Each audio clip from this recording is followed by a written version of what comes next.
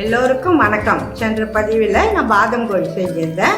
எல்லோரும் பார்த்துருப்பீங்கன்னு நினைக்கிறீங்க. பார்க்காதவங்களுக்கு நான் டிஸ்கிரிப்ஷன் பாக்ஸில் லிங்க் கொடுக்குறேன், பாருங்கள். பார்த்து சிலர் எனக்கு கமெண்ட் கொடுத்ததுக்கு எனக்கு மனமார்ந்த நன்றியே தெரிவிக்கிறேன். இந்த வாரம் நான் கறி உருண்டை குழம்பு செய்ய போகிறேன். வாங்க பார்க்கலாம். சமையலருக்கு போகலாம் வாங்க. இந்த கறி உருண்டை குழம்பு எப்படி செய்யலான்னு பார்க்கலாம் வாங்க.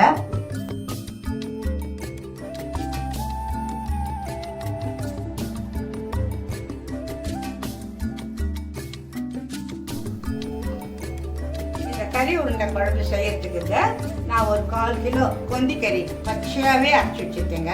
வேக வைக்கூடாதுங்க, பச்சை கறியே அரைச்சி வச்சுமா ஒரே ஒரு சுற்று மிக்சியில் சுற்றி வச்சுருக்கேங்க.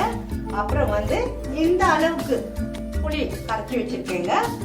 அப்புறம் வெங்காயம், ஒரு பெரிய வெங்காயம் பெருசாக தாளிக்கிறதுக்கு குழம்புக்கு வச்சுருக்கேங்க. மிளகா பொடி வச்சுருக்கேன், பச்சை மிளகா வச்சுருக்கேன், உப்பு வச்சுருக்கேன், கொத்தமல்லி வச்சுருக்கேன், இஞ்சி பூண்டு பேஸ்ட் வச்சுருக்கேன், மஞ்சள் பொடி வச்சுருக்கிறேன்.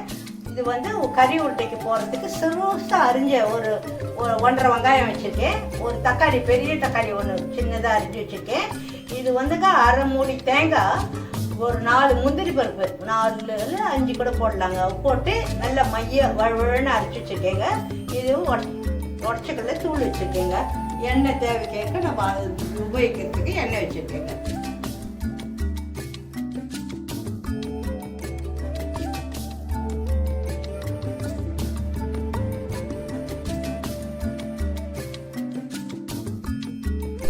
இந்த கறி உருண்டை குழம்பு தாளிக்கிறதுங்க முதல்ல நம்ம ஒரு கடாயை அடுப்பு மேலே வச்சுருவோங்க. வச்சுட்டு அடுப்பை ஆன் பண்ணிக்கோங்க. ஆன் பண்ணிவிட்டு ஒரு 2 நிமிஷம் கடாய் காய்ஞ்ச உடனே நான் அகலமான பாத்திரமாக வச்சுருக்கேங்க. ஏன்னா கறி உருண்டை போட்டால் உங்களுக்கு மேலே நமக்கு நல்லா தெரியும்ட்டு வச்சுருக்கேன். கடாய் காய்ஞ்சிச்சுங்க. இந்த பாருங்க, இந்த கடையை இந்த மாதிரி குண்டு கரண்டியில் ஒரு 2 குழி கரண்டி அப்படி எண்ணெய் ஊற்றிக்கலாங்க.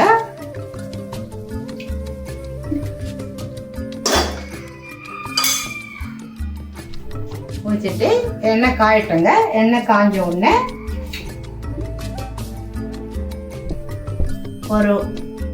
ஒரு பட்டை, ஒரு லவங்கம், 2 கிராம்பு போட்டுடலாங்க.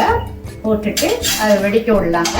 வெடிக்க விட்டுட்டு பட்டை லவங்கம் வச்சுச்சுங்க.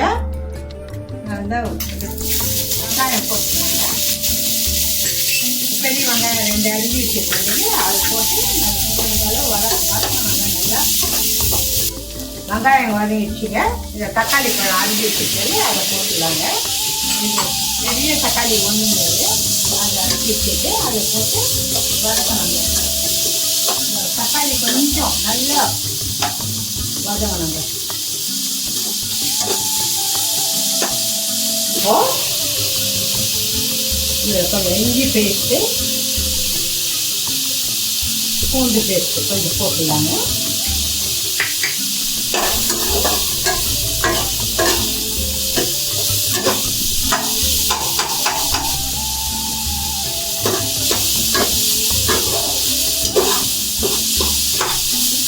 இந்த ஸ்டேஜில் இந்த புளி கட்டி வச்சுருக்கேன் இல்லைங்களா, அந்த புளியை ஊற்றிடுங்க.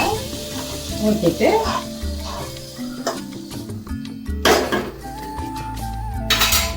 இதில் ஒரு 1 2 3 4 5 ஸ்பூன் மிளகாப்பொடி. இது மிளகாப்பொடி வீட்டில் அரைச்ச மிளகாப்பொடிங்க. 1க்கு 1 தனியாக போட்டு அரைச்ச மிளகாப்பொடி, சாதாரண மிளகாப்பொடிங்க. வெறும் மிளகாப்பொடியில் மிளகாய் தனியாக சேர்ந்த மிளகாப்பொடி ஒரு 5 ஸ்பூன் போட்டிருக்கேங்க. அடுத்தது மஞ்சப்பொடி ஒரு 1/2 ஸ்பூன் போட்டேங்க.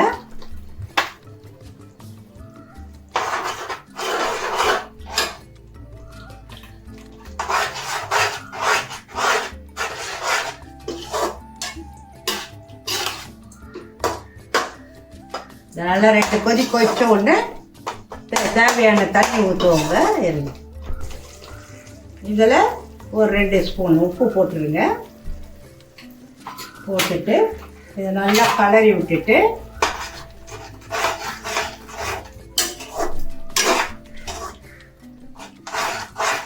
கலரி விட்டு இதில் ஒரு டம்ளர் தண்ணி ஊற்றுவோங்க. 1 டம்ளர். ஏன்னா ரெண்டாவது டம்ளராக ஊற்றிட்டேங்க. ஏன்னா இது கறி உருண்டை எல்லாம் கொதிக்கணும் இதில். அதனால் தண்ணியாக இருந்தால் தான் அந்த உருண்டைங்க மேலே வர கொச்சு. அந்த உருண்டைக்கு தகுந்த குழம்பு வேணுன்றதுனால 2 டம்ளர் தண்ணி ஊற்றிருக்கேன். இதை வந்து கொஞ்ச நாள் மூடிடுவோங்க. நல்லா 10 நிமிஷம் கொதிக்கணுங்க. குழம்பு கொச்சிச்சுங்க. இப்போ இந்த இதில் வந்து இந்த தேங்காய் மையை அரைச்சி வச்சுருக்கல, முந்திரி பருப்பு போட்டு அரைச்சி வச்சுருக்கேங்க. ஒரு 4 முந்திரி பருப்பு போட்டு அந்த விழுதை வந்து இதில் சேர்த்துருவோங்க. சேர்த்து நல்லா கொதிக்கிடணும். கலரி விடணுங்க. கலரி விட்டுட்டு கொஞ்சமாக அந்த கப்பு கழுவி அந்த அதில் ஊற்றிடுவோங்க. நல்லா இந்த தேங்காயும் குழம்பு நல்லா சேரணுங்க. சேர்ந்த உடனே நல்லா ஆகணுங்க. ரொம்ப திக்காக உருண்டை போட்டால் ரொம்ப கட்டிடுங்க. அதனால் கொஞ்சம் தண்ணி கலந்துக்கலாங்க. நம்ம பார்க்கலாம் எப்படி இருக்குது திக்குனஸ்ன்னு பார்த்துட்டு சரியாக இருக்குங்க. இப்படி எடுத்தாக்கா கொஞ்சம் திக்காக தான் இருக்குங்க. கொஞ்சம் தண்ணி கலந்துக்கலாங்க.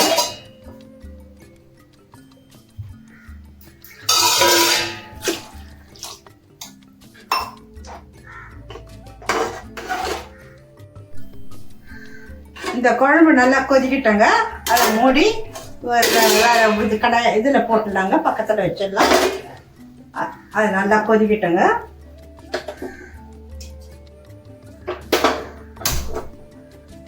அதுக்குள்ள நம்ம கறி உருண்டை ரெடி பண்ணிக்கலாங்க. இந்த கறி உருண்டை செய்யறதுக்கு கடாய் வச்சுருக்கேங்க. இந்த கடாயில் அவ்வளோ எண்ணெய் ஊற்றிக்கலாங்க. வெங்காயம் வதக்கிறதுக்கு ஒரு 1/2 கொடி தண்ணி ஊற்றிருக்கேங்க. இந்த எண்ணெய் காஞ்ச உடனே இந்த ரொம்ப சிறுவாக அரிஞ்சு வச்சுருக்கேங்க. அந்த வெங்காயத்தை போட்டுருவாங்க. போட்டு வதக்குவாங்க.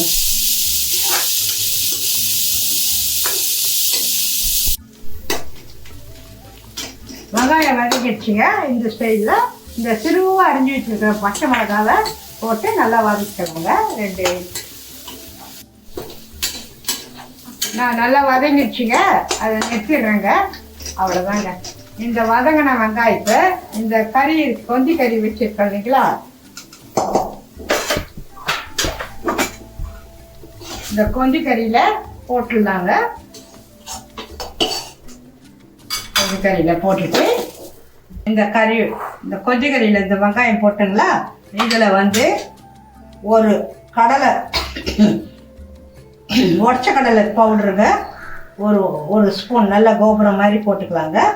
அப்புறம் உப்பு கொஞ்சம் போட்டுக்கலாங்க. மஞ்சள் பொடி கொஞ்சம் போட்டுக்கலாங்க. இஞ்சி பூண்டு பேஸ்ட்டு கொஞ்சம் 2மே 1/2 ஸ்பூனுங்க போட்டுக்கலாங்க. அப்புறம் கொத்தமல்லி சிறுவாக அரிஞ்சு வச்சுருக்கேங்க, அது போட்டுக்கலாம். வெங்காயம் கொஞ்சம் சூடாக இருக்கும். அதனால் கொஞ்சம் கறி எடுத்துட்டோம்னா அதில் ஆறிடுங்க.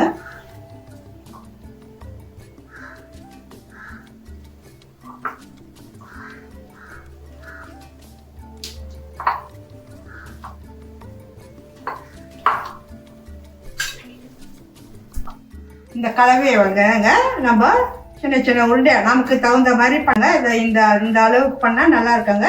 ஏன்னா குழம்புல போட்டால் கொஞ்சம் பெருசாக காட்டுங்க. அதனால் இது பக்குவமாக கரெக்டாக இருக்கணுங்க. பாருங்கள், இது அப்படியே உடையாதுங்க. பச்சை கறியில் தான் செஞ்சுருக்கோம். இருந்தாலும் வெங்காயம் வதக்கி போட்டிருக்கோம். அதனால் ஒரு டெஸ்ட்டுக்கு பாருங்கள். அப்படி போட்டால் உடையக்கூடாதுங்க. அது மாதிரி எடுத்து எல்லா உருண்டையும் பண்ணி வச்சிடலாங்க. இந்த குழம்பு கொச்சிக்கினே இருக்குங்க. இப்போ என்ன செய்யலான்னா, இந்த ஸ்டவ்வை பற்ற வச்சுலாங்க. இதை ஆஃப் பண்ணிவிட்டு இந்த குழம்பை எடுத்து இப்படி போட்டுக்கலாங்க. நல்லா கொதிக்குதுங்க.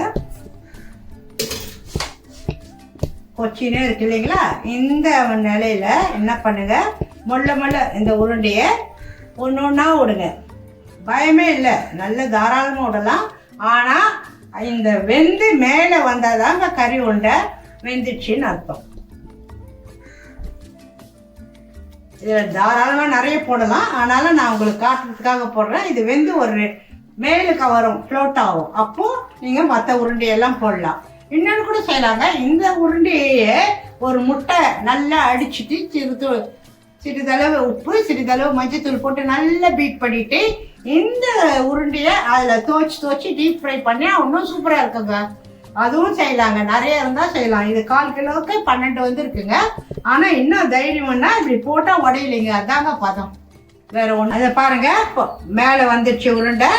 எப்படி கொஞ்சம் அது தைரியமாக பாருங்க, நல்லா வந்துடுச்சுங்களா? இந்த டைத்தில் தைரியமாக என்ன பண்ணுங்க, சுத்தூரம் ஒன்று மெல்ல போட்டுடுங்க.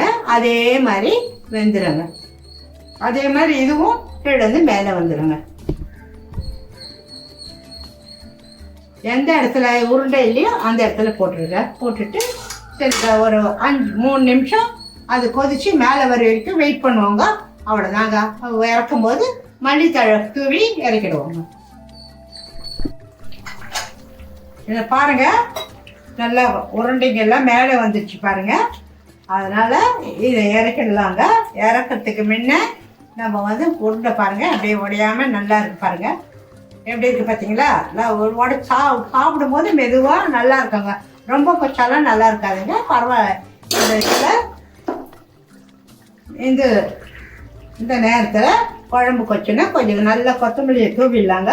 கொஞ்சம் கொத்தமல்லி கீழே வச்சுருக்கேங்க. ஏன்னா ட்ரான்ஸ்ஃபர் பண்ணோன்னா அதில் போடலாங்க. ஸ்டவ்வை ஆஃப் பண்ணிட்டேங்க. அவ்வளோதாங்க. இதுதாங்க கறி உருண்டை குழம்பு. இந்த குழம்பை இறக்கிட்டு இருந்தீங்களா? இந்த குழம்பை இன்னொரு சாமானில் போடுறேங்க. பாருங்க, உருண்டை உடையாமல் இருக்கு பாருங்க. பார்த்தீங்களா? அவ்வளோதாங்க. அதே மாதிரி எல்லா குழம்பையும் எடுத்துடுறேங்க. வேறு பாத்திரத்தில் ட்ரான்ஸ்ஃபர் பண்ணிட்டேங்க. கொத்தமல்லி அழகுக்காக இது முதல்ல போட்டது நல்ல வாசமாக இருக்காங்க. இது பிடிச்சிருக்குங்க. உங்களுக்கு பிடிச்சிருந்தா லைக் பண்ணுங்க, ஷேர் பண்ணுங்க, சப்ஸ்கிரைப் பண்ணுறீங்க. மிக்க நன்றி.